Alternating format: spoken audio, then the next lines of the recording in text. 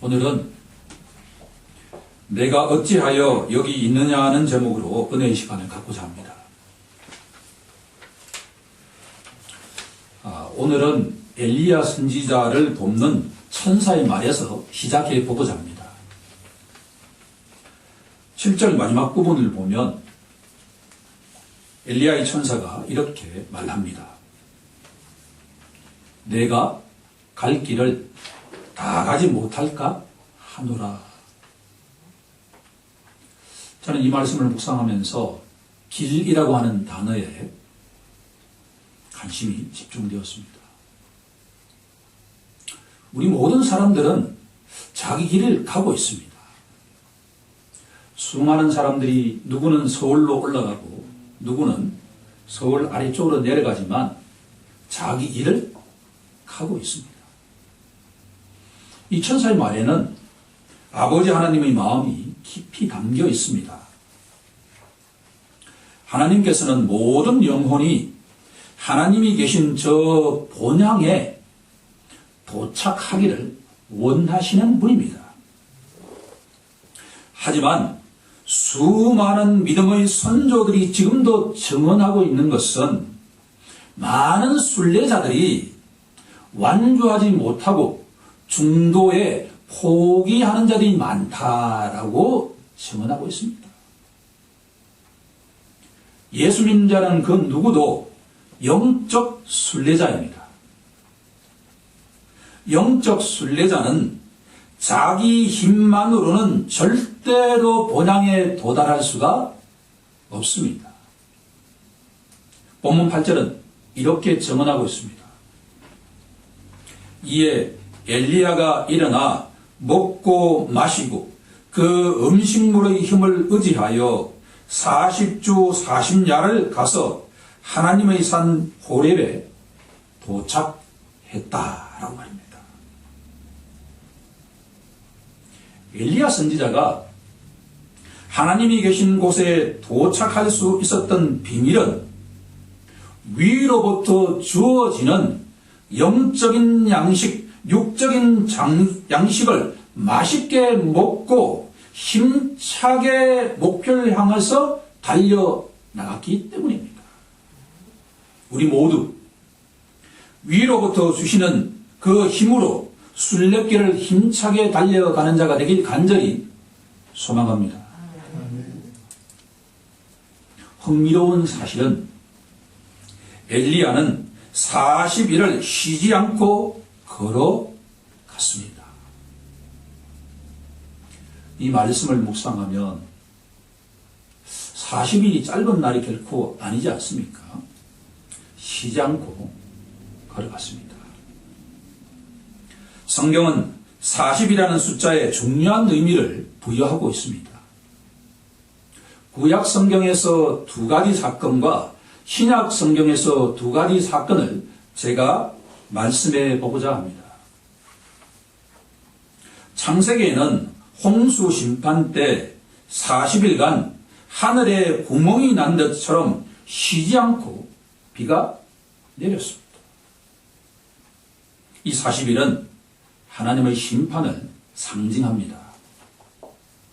두 번째로 모세가 돌판에 쓰인 10계명을 받기 위해서 하나님이 산 호렙에 머문 시간이 40일이었습니다. 이때 40일은 성도가 살아가야 할 계명을 기다리는 시간이었습니다. 신약 성경을 보면 침례를 받으신 예수님께서 사탄의 시험을 받기 위해서 강야로 내몰려 쉬어 굶주린 시간이 40일이었습니다. 이때 40일은 예수님의 승리를 위한 인내의 시간을 상징합니다. 마지막으로 가장 중요한 40일은 부활하신 예수님께서 성천하시기까지 40일 동안 이 땅에 머무시며 하나님의 나라의 일을 말씀하신 시간입니다. 이때 40일은 예수님의 부활 사건을 증언하고 있습니다. 우리가 잘 알고 있는 것처럼 변화산 사건에 등장하는 인물이 3명 있습니다. 이 3사람을 시간 순서대로 배치해보면 모세가 있고 중간에 엘리야가 있고 그 다음에 예수 그리스도가 있습니다. 오늘 성경 본문을 이해하기 위해서는 모세, 엘리야, 예수 그리스도라고 하는 이 3 인물의 배치를 기억에 넣을 때 전체적인 윤곽이 나오게 된다라고 하는 것입니다. 사도 요한은 요한복음 1장 17절에서 이렇게 증언하고 있습니다. 율법은 모세로 말미암아 주어진 것이요 은혜와 진리는 예수 그리스도로 말미암아 온 것이라. 율법을 대표하는 인물이 모세이고 복음을 대표하는 인물이 예수 그리스도입니다. 그러면 이 엘리야는 어떤 인물일까? 바로 율법을 대표하는 모세와 복음을 대표하는 예수 그리스도를 이어주는 다리 역할을 한다라고 하는 것이 오늘 본문의 중요한 성경적 메시지입니다. 성도가 영적 순례길을 완주하기 위해서는 버릴 것이 있고 바라보아야만 하는 것이 있습니다. 히브리서 12장 1, 2절은 이렇게 선포하고 있습니다. 이러므로 우리에게 구름같이 둘러싼 허다한 정인들이 있으니 모든 무거운 것과 얽매이기 쉬운 죄를 벗어버리고 인내로서 우리 앞에 당한 경주를 하며 믿음의 주여 또 온전케 하시는 이인 예수를 바라보자. 이 히브리서 기자가 우리에게 선포하고 있는 내용을 두 동사로 요약하면 하나는 벗어버려야 할 것이 있다라고 하는 것이고 다른 하나는 바라보아야만 하는 것이 있다라고 하는 것입니다. 성도가 저 천국이라고 하는 목표 지점을 향해서 달려갈 때 벗어버려야만 하는 것이 하나가 있고 또한 바라보아야만 하는 것이 있다라고 하는 것이 성경이 우리에게 던지는 메시지입니다. 첫 번째 과제는 영적 순례자가 버려야 할 것이 무엇인가라고 하는 것입니다. 두 번째와 세 번째 과제는 영적 순례자가 바라볼 것이 무엇인가라고 합니다. 율법일까? 모세가 준 율법일까요? 아니면 예수 그리스도가 선포하시는 복음일까요? 라는 질문에 답을 해야 된다라고 하는 겁니다. 그러면 지금부터 이 3가지의 과제를 하나씩 성령의 인도함을 받아서 알아보는 시간을 갖고자 합니다. 첫 번째로 영적 순례자인 성도들은 누구라도 벗어버려야 할 것이 있다라고 하는 겁니다. 그것은 바로 영적 교만입니다.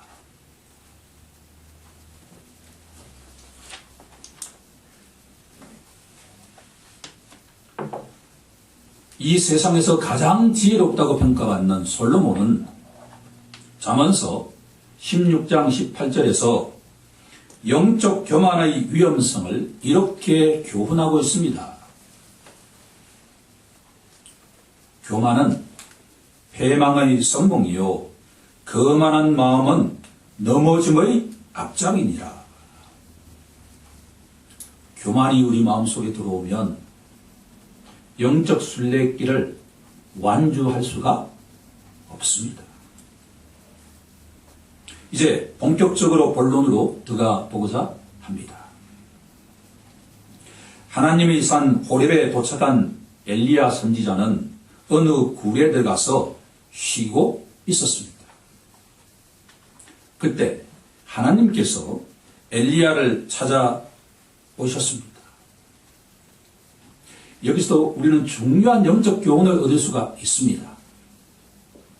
엘리야가 먼저 하나님을 찾은 것이 아니라 하나님께서 직접 이 낮은 땅으로 오셔서 굴에 있는 엘리야를 찾아서 말씀하셨다라고 한 것이 성경이 계시하는 내용입니다.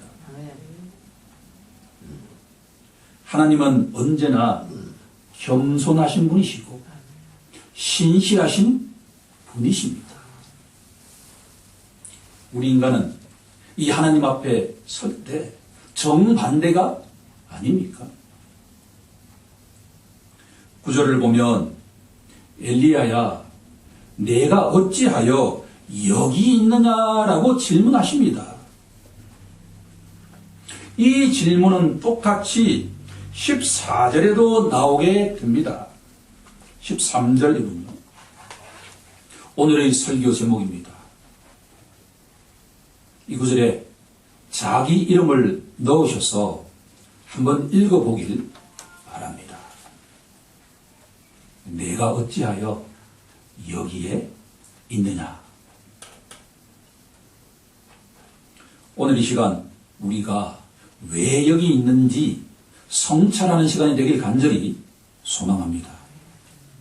우리 모두 10절을 합독해 보도록 하겠습니다. 시작.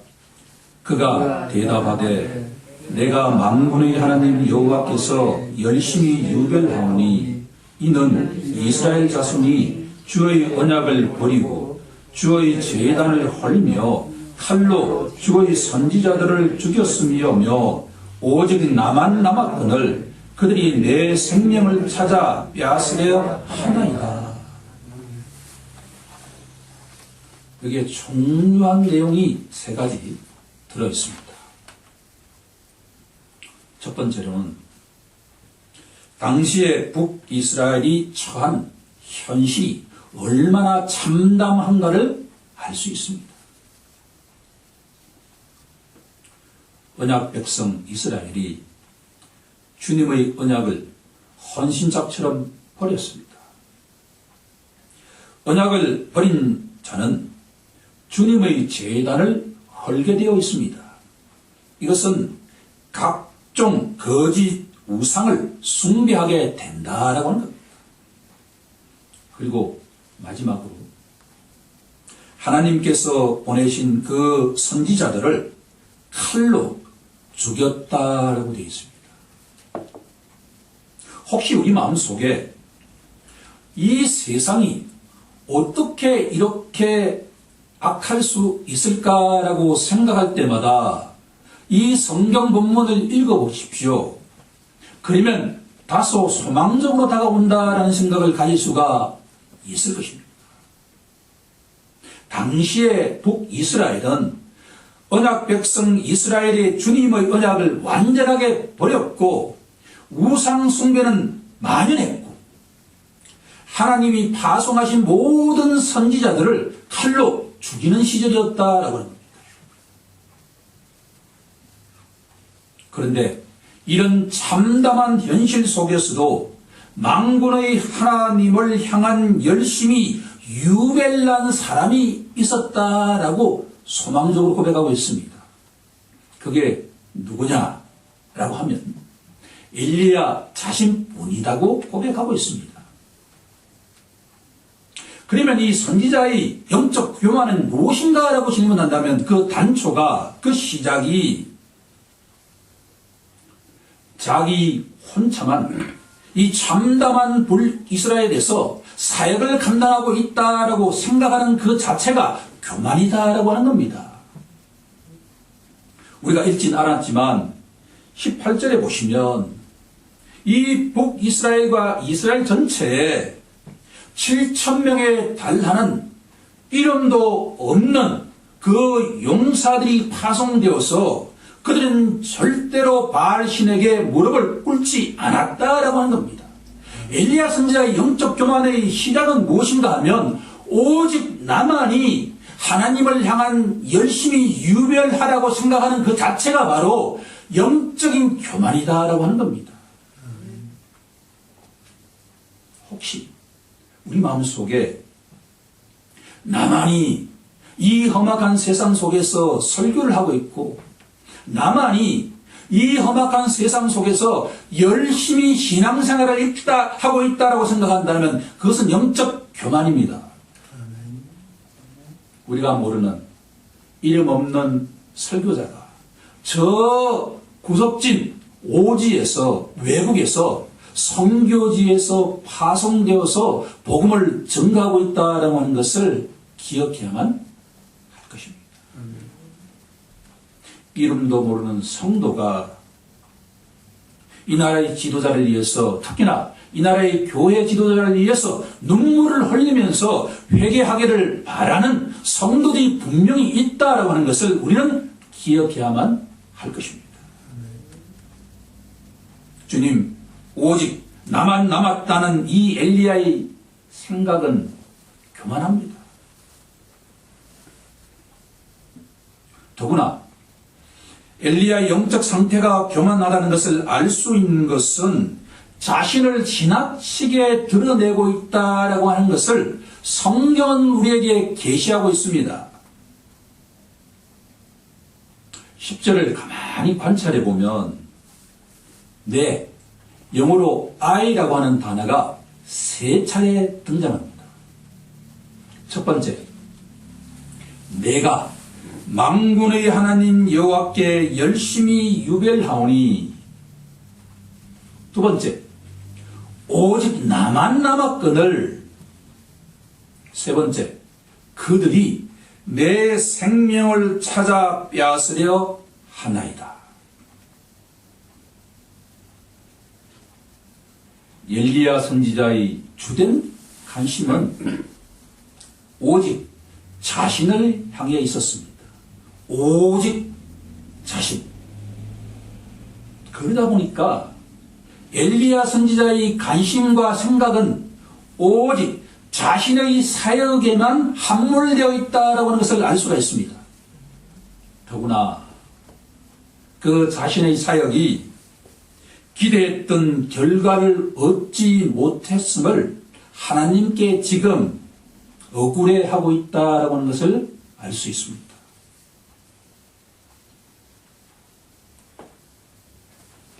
성도가 영적 순례자로서 벗어야 할 영적 교만의 핵심 포인트는 하나님을 향한 열심이 아무리 유별나도 자기 중심적으로만 생각할 때 하나님께서는 그 영혼을 교만하게 보신다라고 하는 겁니다.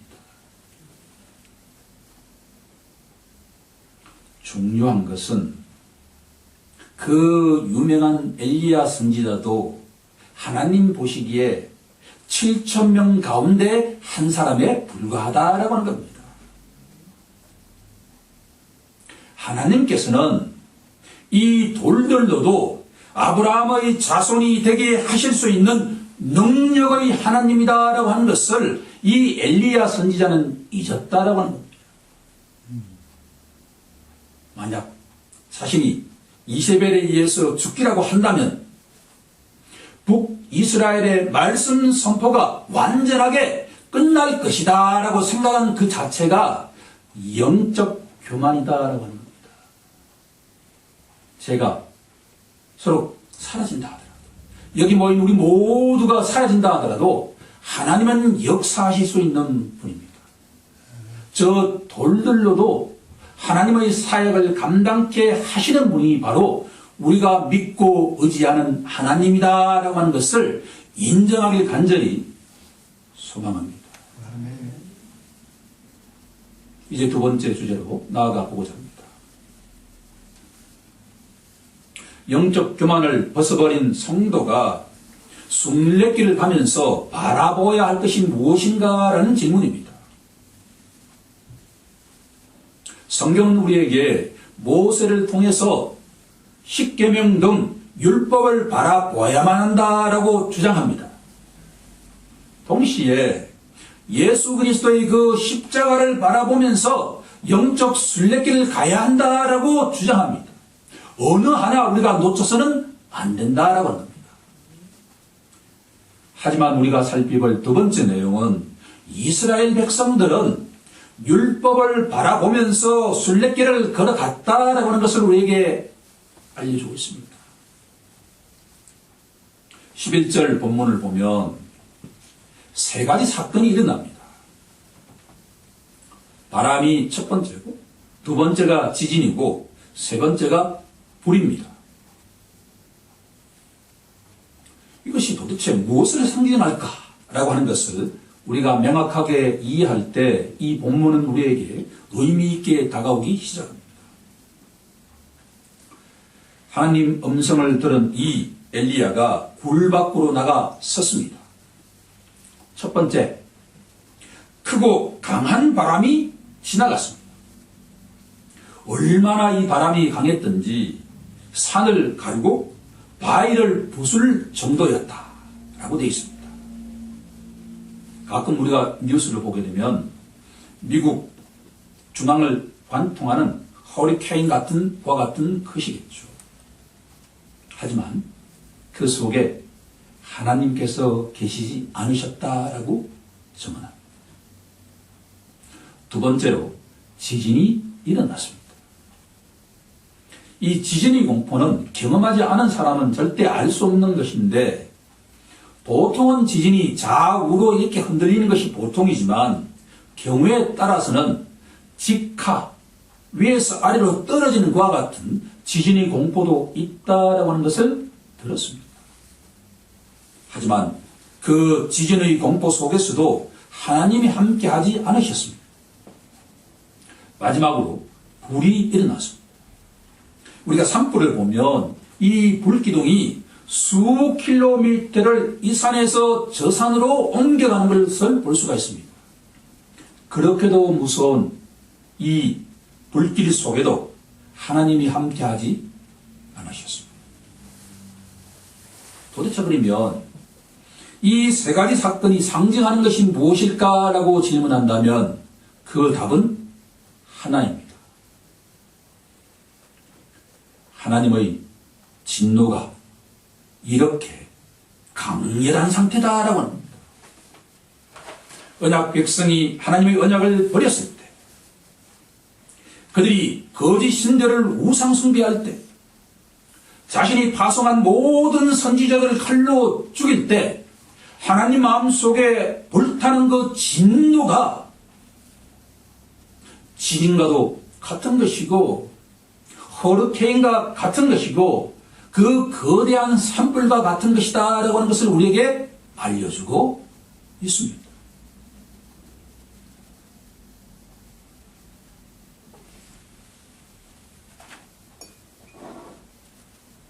거룩하신 하나님께서는 자식들이 잘못할 때 절대로 방치하시는 분이 아닙니다.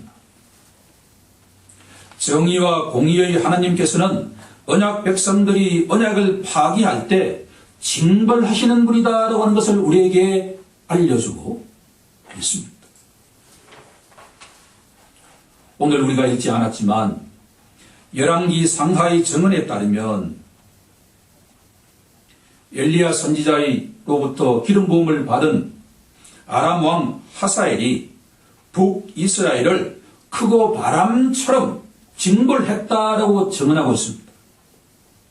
하사엘의 칼을 피한 북이스라엘은 지진처럼 혁명을 일으킨 예후를 통해서 징벌했다고 증언하고 있습니다.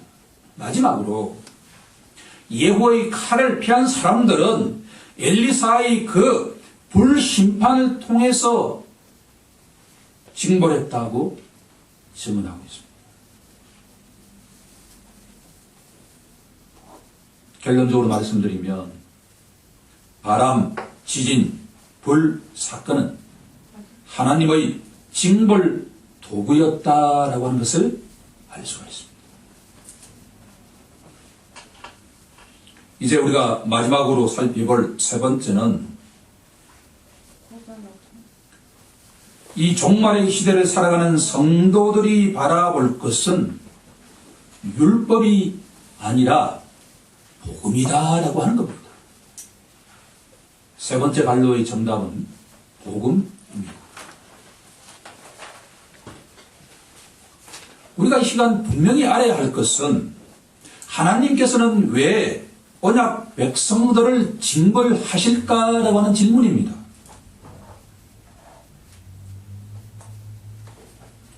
부모가 왜 잘못된 길로 나아가는 자식들을 때릴까라고 하는 질문과 동일한 것입니다.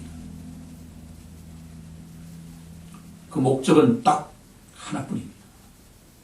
하나님 앞으로 돌아오게 하는 것입니다. 구약 성경의 언어로 표현한다면 슈브, 돌아오라라고 하는 겁니다. 신약 성경의 언어로 표현하면 회개하라라고 하는 겁니다. 지금 가는 길을 돌이켜서 돌아오라라고 하는 것이 하나님의 그 징벌의 목적이다라고 하는 것이 성경의 메시지입니다. 하나님의 마음은 모든 영혼이 구원받는 것입니다. 따라서 영적인 순례자가 진정으로 바라보아야만 하는 것은 돌판에 쓰인 율법이 아니라 바로 복음인 줄로 믿습니다. 하나님께서는 바람과 지진과 불처럼 요란한 것에 함께 하시지 않으시고 세미한 소리와 함께 하시는 분이다.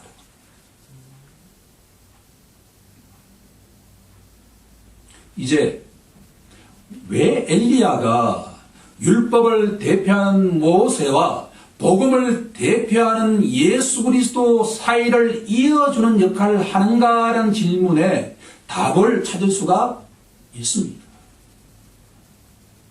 12절 마지막 부분을 보면 불 후에 세 번째 사건인 불 후에 세미한 소리가 있는지라 엘리야가 듣고 겉옷으로 얼굴을 가리고 나가서 굴어기에 섰다라고 증언하고 있습니다.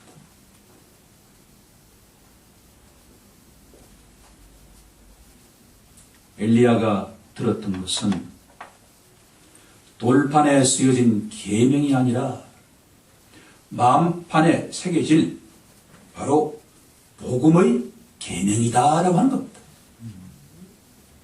세미한 소리의 영적 의미를 찾는 것이 중요합니다. 두 가지 관점에서 찾을 수가 있습니다. 본문이 말하는 세미한 소리는 평안의 복음을 뜻합니다. 사도 바울은 에베소서 6장 15절에서 이렇게 권면하고 있습니다. 평안의 복음이 준비한 것으로 신을 신으라고 말입니다. 영적 순례길을 걷는 성도는 혼란한 마음으로는 절대로 기쁜 마음으로 그 길을 걸을 수가 없습니다. 성도는 예수님이 주시는 평안의 복음이라고 하는 신발을 신을 때 기쁜 마음으로 그 순례길을 걸어갈 수 있다라고 하는 것이 세미한 소리가 우리에게 던지는 내용입니다. 세미한 소리는 예수 그리스도가 주시는 평안의 복음이라고 하는 신발인 줄로 믿습니다. 두 번째, 더욱 중요한 것은 세미한 소리는 영적 양식을 뜻한다라고 하는 의미입니다. 순례급계에 가면 전무후무한 사건이 일어납니다. 200명에 달하는 그 언약 백성들을 먹이고 살리기 위해서는 저 바다의 고긴들 가능할 것이며 저 육축의 고긴들 가능할 것이냐 라는 생각을 할 수가 있습니다. 그런데 하나님께서는 우리가 생각하지도 못했던 방식으로 그 문제를 해결하십니다. 바로 하늘에서 내리는 만나라고 하는 양식입니다. 출애굽기 16장 14절을 보면 만나를 이렇게 표현하고 있습니다. 작고 둥글며 서리같이 가는 것이다 라고 말합니다. 히브리어를 조사해 보면 서리같이 가는 것이라고 하는 의미와 오늘 본문에 나오는 세미한 소리다라고 하는 의미가 같은 뜻을 갖고 있습니다. 따라서 엘리야 선지자가 들었던 세미한 소리는 바로 출애굽한 다음에 광야길을 걷던 이스라엘 백성들을 먹이신 만나와 같은 것이다라고 하는 의미입니다. 다시 말씀드린다고 한다면 영적 순례자가 날마다 듣고 먹어야 하는 것은 화려한 지진과 같은 그런 일이 아니라, 이벤트가 아니라 하나님이 주시는 세미한 소리, 만나와 같은 양식을 먹어야 된다라고 하는 것입니다. 이제부터 성도들은 화려한 것을 추구하는 사람이 되어서는 절대 안 될 줄로 믿습니다. 주님 앞에 나아갈 때 주님이 우리에게 날마다 주시는 그 만나, 영적 양식인 세미한 소리를 듣고 먹으면서 이 험한 순례길을 완주해야 된다라고 하는 것이 성경이 우리에게 던지는 내용입니다.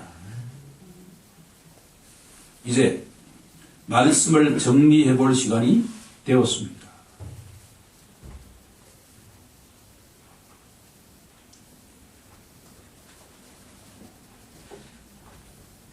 성도는 본향을 찾는 자입니다.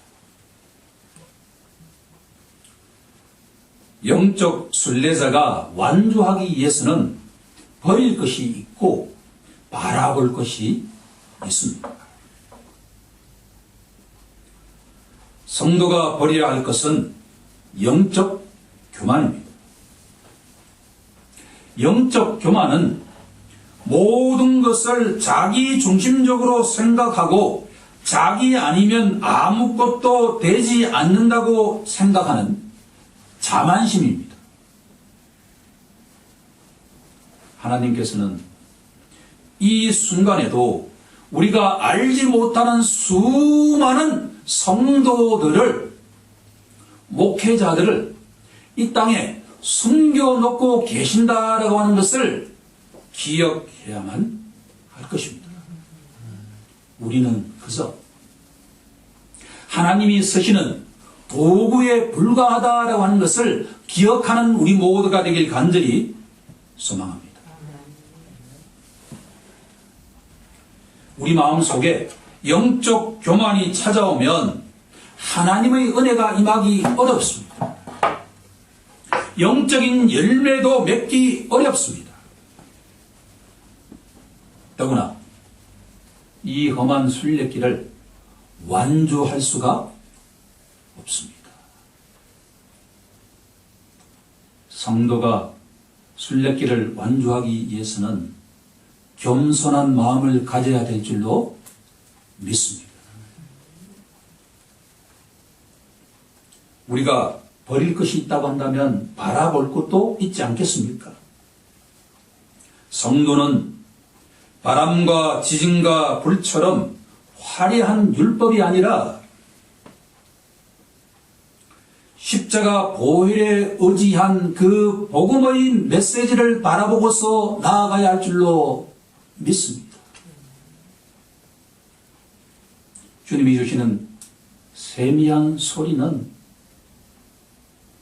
평안의 복음이자 영적 만나, 영적 양식이기 때문입니다. 우리 모두 날마다 순례의 길을 완주하길 우리 주 예수 그리스도 이름으로 간절히 축원하옵나이다. 아멘.